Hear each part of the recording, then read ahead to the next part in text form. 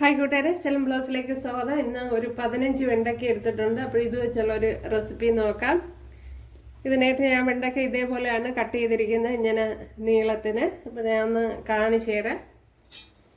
അപ്പോൾ ആദ്യം എൻ്റെ ഇവിടെ കട്ട് ചെയ്ത് കളഞ്ഞിട്ട് ഇവിടെ അല്പം ചരിയാണ് കണ്ടല്ല. അപ്പോൾ നിങ്ങൾക്ക് നിങ്ങളെ താല്പര്യം പോലെ കട്ട് ചെയ്തെടുക്കുക. ഞാൻ പിന്നെ ഇങ്ങനെ കട്ട് ചെയ്തെടുത്തതേ ഉള്ളൂ.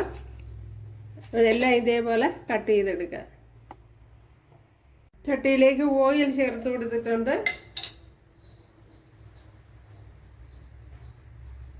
അതിലേക്ക് കുറച്ച് കടുക് ഇട്ട് കൊടുക്കുക. ഓയിൽ ചൂടായിട്ടുണ്ട്, കടുക് പൊട്ടിയിട്ടുണ്ട്. ഇതിലേക്ക് 2-3 വറ്റൽമുളക് കട്ട് ചെയ്ത് ചേർത്ത് കൊടുക്കുക. അതിനുശേഷം ഇഞ്ചി വെളുത്തുള്ളി പേസ്റ്റ്, ഒരു പച്ചമുളക് ഇത്രയും കൂടെ ചേർത്ത് കൊടുക്കുക. അപ്പോൾ തീ അല്പം കുറച്ച് വെച്ച് കൊടുക്കുക.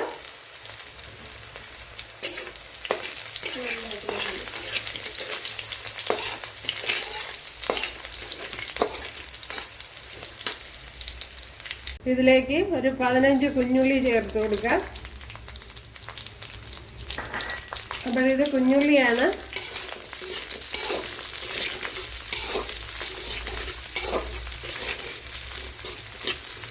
വലിയ കുഞ്ഞുള്ളി ആയതുകൊണ്ടാണ് ഇങ്ങനെ കട്ട് ചെയ്തെടുത്തിരിക്കുന്നത്.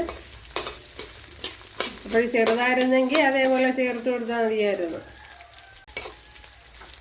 നല്ല മഞ്ഞൾ പൊടിയും കൂടെ ചേർത്ത് കൊടുക്കുക.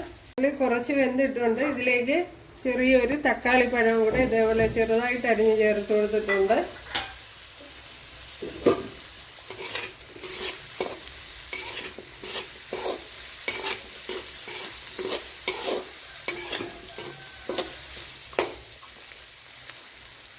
ഇതിലേക്ക് ഇനി നമ്മുടെ വെണ്ടയ്ക്ക ചേർത്ത് കൊടുക്കാം.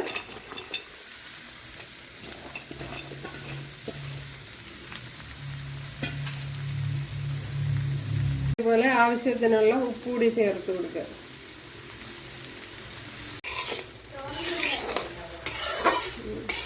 ഇത് നല്ലപോലെ ഒന്ന് ഇളക്കി യോജിപ്പിച്ച് കൊടുക്കുക.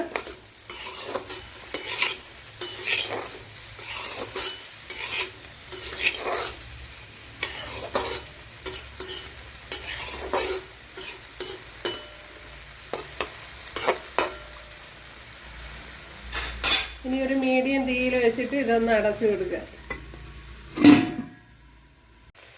കണ്ടല്ല, കുറേയേറെ വെന്തിട്ടുണ്ട്.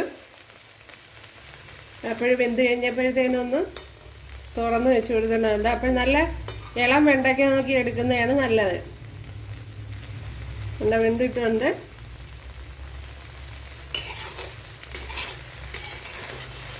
അപ്പോൾ ഇതേപോലെ വെണ്ടയ്ക്ക ചെയ്തിട്ടില്ലെങ്കിൽ ചെയ്ത് നോക്കാം. ഇതിനി തുറന്ന് വെച്ചൊന്ന് വഴറ്റിയെടുക്കണം. അപ്പോൾ കുത്തിയങ്ങ് ഉടച്ച് കളയല്ലേ.